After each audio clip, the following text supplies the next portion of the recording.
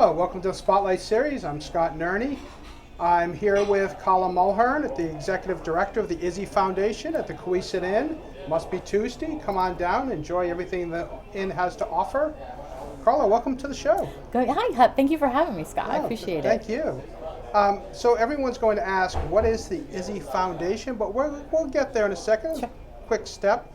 Let's talk a little bit about yourself. What's your background? Okay, so I think everybody has a connection to cancer in some way, shape, or form. I actually lost my best friend to leukemia when I was around 11, and her memory has always been carried with me. I went to school to become a paralegal, was in that profession for about 20 years or so, and someone approached me and asked me to be a participant for a fundraising campaign for a local nonprofit here in Rhode Island, and I jumped at the chance, was able to reconnect with my friend that I lost her family, and just seeing how the generosity of this state and just the whole fundraising component of it, I absolutely fell in love. Like a switch went off, and I instantly said, this is where I want to go with life. And I got offered a position at that local nonprofit and quit my 20-year career. And ever since then, I've been involved in a couple of different nonprofits, which has brought me to where I believe my home is now, which is at the Izzy Foundation.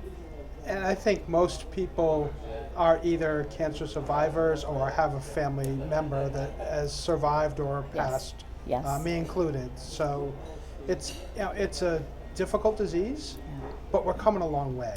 Yes, we have, and actually, the form of leukemia that my friend had back in the 80s when she unfortunately passed was like 4 to 6%, and now that form of survival rate is almost 90%. So it's just amazing. It's unfortunate that I lost her, but the awareness and the fundraising dollars have really been able to find cures and people being able to beat it and live on. So I think that's the important story from it. Yeah, absolutely. The advancements have been amazing. So let's talk a little about the Izzy Foundation. Yes. Tell me a little bit about who Izzy was. So it's the Izzy Foundation is in memory of Isabella Walrab, who, unfortunately, when she was a little over a year, she was diagnosed with stage 4 pediatric cancer. And through that, her parents are both still doctors in the Rhode Island Hospital Network. And they, went from place to place to try to get treatment for Izzy. Throughout this whole experience, she never lost her spirit, losing her hair and going through those, the treatments that can be really difficult on children. She was always smiling, always trying to find the bright side of life, and just, laughing and really being able to. She just infatuated everyone that she met, everyone in the hospitals. Her parents went from place to place. They had do stem cell treatments. They went from Rhode Island to Germany, all over trying to find a cure for Izzy. Unfortunately, she lost her battle when she was a little over 3 years old, and her parents had formed the Izzy Foundation to kind of help with funding money for the stem cell, and we've carried that on in her memory, and that's where the foundation started. So when I looked at your website, which I think is outstanding. Thank you. As executive director, what do you oversee with the foundation? I literally am the rookie on the force, shall we say. I started in March, but I've been involved with the Izzy Foundation through the other nonprofits I've worked for. Sure. So basically, I help with, we have such an amazing team, and we do a lot of events, and I think part of that is what we're doing here. I think part of it is the awareness. I think because the Izzy Foundation is based out of Hasbro Children's Hospital, unless you are there and you're fortunate enough to have a healthy child or someone isn't in that hospital, you don't really know about what the Izzy Foundation does. And that's what I'm here to do now, is to really spread the word to other people about what the Izzy Foundation is, what it does within Hasbro Children's Hospital, and how it can help other families or people that are there in the hospital. And actually, in the community, people are always looking, especially after COVID and things. People are really looking for a way to help within the community and really see what they're doing, helping others. And I think this foundation is that perfect combination of everything. So at Hasbro, talk to me a little bit about what they're doing there, specifically with the parents. So when Izzy unfortunately passed away, we have a Izzy family room, which is on the 5th floor of Hasbro Children's Hospital, and we also have the surgical waiting room, which is on the 2nd floor of Hasbro. The Izzy family room is a beautiful. So Izzy's favorite animal was a giraffe, and Izzy's favorite color is purple, which is mine as well. The whole Izzy family room is in this beautiful purple color. It's, like I said, on the 5th floor. And what we do is we provide meals to the families. We provide lunches every day to the families staying in Hasbro on the 5th floor. We also do we have coffee and we have snacks. We have hygiene products for families, because sometimes when you're going in there with your child, you could be there for a week. You could be there. We have someone who works in our office now, and her son was diagnosed with leukemia. She was in the hospital for 2 years with him. And we're just trying to provide the creature comforts of home. We do, the crafts, we do hygiene products, and really being able to have that Izzy family room be a hug when families walk in, a safe haven from sometimes a sad and lonely hospital room. It's really amazing, some of the video that's on your website and the stories out there that it's difficult. The kids are the strongest people out there. They are. They just don't know quit, and so many times. But it's difficult for the parents, because to get as you're saying, a helpful hug, or to talk to some other parent about what they're going through or they've been through. Right, exactly. And the thing is, and people don't realize this, but there really isn't a cafeteria in Hasbro Children's Hospital. It's at Rhode Island. So a lot of the families sometimes have to, walk over there. We want to be able, and even during COVID, we actually had a cart, and we have so many wonderful restaurants and wonderful sponsors that we would deliver the lunches every day to the family. So even, at nighttime, if, a child is sleeping, one of the parents can come down. The coffee is there nonstop. Dunkin' Donuts helps sponsor that for us. A warm cup of coffee for them, maybe watch a movie, books, crafts, all these things to be able to really create, a safe place. And then with the surgical waiting room, that's on the 2nd floor, and that's the same thing. It's a purple room.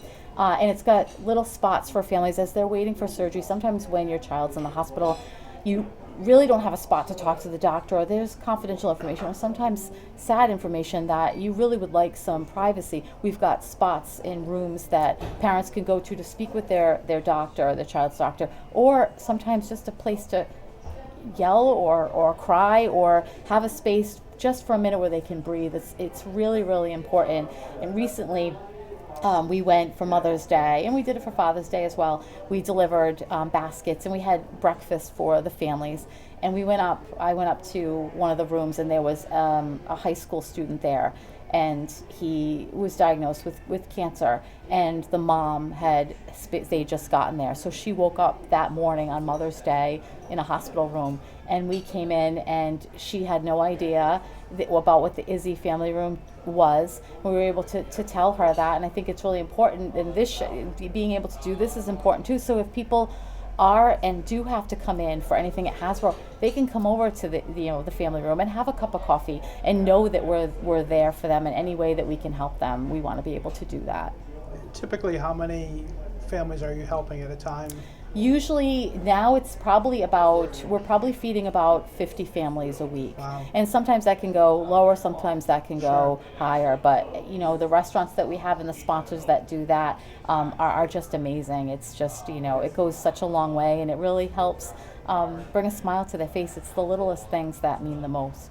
And do you take donations of items too as well? Yes. So we actually have many people right now that are doing hygiene drives. So, deodorant or soap, shampoo, things like that, all the way down to, we make sure we have water stocked in the fridge every day for the families, juice boxes, ice cream, fruit, like snacks. We try to have, come down and, grab a little bag of Cheez-Its or things like that. Just those little things.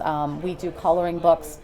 And like for the for the parents. We give them, little things that they can do, whether it's word finds or things to kind of take their mind off of things. So anything is always appreciated. And people can find that on the website? They can find that on the website, and there's also ways to help, and there's actually forms that you can fill out, or forms that actually have everything that we could possibly use in the room. Very, very helpful to find. Yeah. And while they're on the website, they can learn about the Izzy Gala. They can absolutely learn about the Izzy Gala. So talk to us, our audience, about the Izzy Gala. Yeah, we're really excited.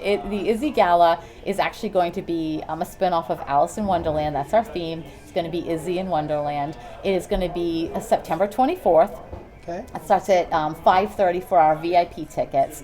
And it is going to be at, it's typical Rhode Island, but it's going to be at 60 Dorrance, which is formerly, I think, the Federal Reserve way back when, but it's now 60 Dorrance. Because people won't know unless you tell them what it used to be. Yes, I know. It used to be the Federal Reserve way back when, and it's 60 Dorrance, beautiful building. We're really excited to have that. And invites are going out, and you can actually go right on the website, and it's very easy to find under events. There's all the different events that we have throughout the year. You can find the Izzy Gala right there and purchase tickets right now. And there's sponsorship opportunities, or just if you want to help out or donate, if you can't attend, you can do that as well. And what's the gala like? Talk to me about what I would do there, what I would see. Yeah, so the gala is going to be, it's so much fun. We have 36 Red, which is an amazing band. We have, Izzy's parents are there, and we have music. We have dancing, we have live and silent auctions.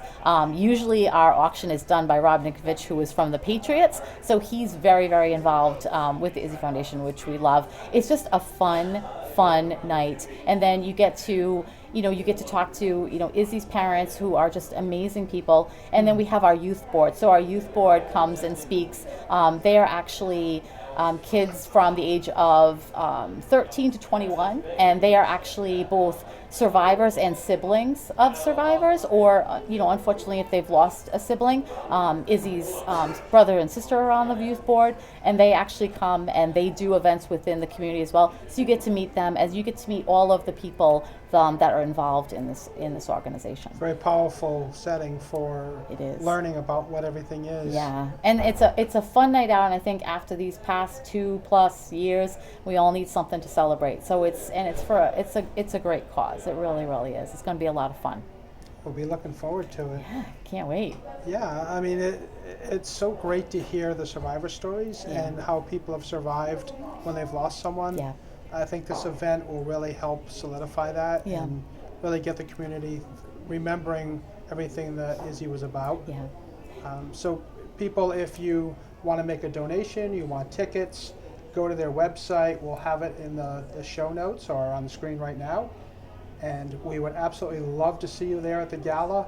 I know you would love to see them there. Yes. Meet all of these new people you've probably been communicating throughout the year in person. We would love, there's so many wonderful people involved, and I think I really want to bring some more people into the Izzy family and have them, learn about it. Our mission is to, live, laugh, love, and play, which was what Izzy was all about. And I think once you get involved, it's something that you don't want to not be a part of. And just just hearing the experience, not only of Izzy, but there are so many families and so many wonderful, amazing children that have come through this. Unfortunately, some have not, but those family members are so engaged, and to be able to help others and be able to really spread the word about what we do, and being able to, I guess, make an uncomfortable or sometimes scary situation a little easier, and a little, being able to find those ways to make people feel more comfortable in a hospital setting. And not the purple is required, but bring your purple out, right? Yes, you bring your purple out, or I'm trying to find an outfit right now for the Alice in Wonderland theme. So there you go. Yeah, it's going to be, every year there's a different theme. Usually it's purple, but this year we're kind of going off the beaten track and doing Izzy in Wonderland. So I'm really excited. I love planning a good party, so it's going to be a lot of fun. All right, fantastic. Thank you very much. We're looking forward to it. Yeah, I can't Thank wait. you very much Thanks for coming. having me. I really appreciate it. Thank you.